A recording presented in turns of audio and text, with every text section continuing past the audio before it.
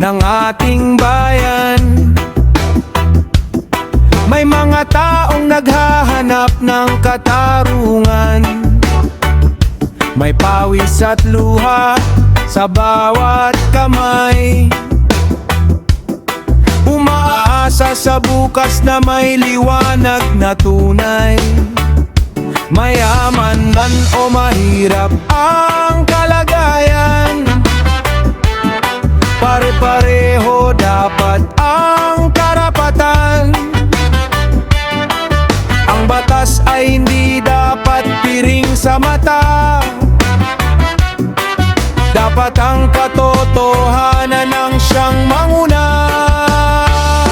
Itama ang hustisya para sa mahihirap, pakinggan ang tinig ng mga apit sugatan.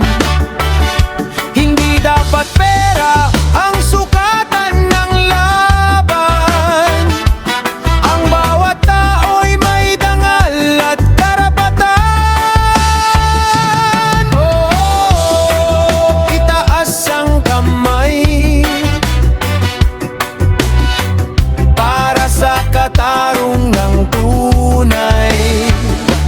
Huwag mawalan ng pag-asa, may araw ding sisikat para sa masa. May batang nangangarap sa simpleng tahanan, may magulang na lumalaban araw-araw sa buhay. Hindi man sila kilala ng lipunan, may puso rin silang dapat pahalagahan. Kapag ang mahirap ay humingi ng tulong,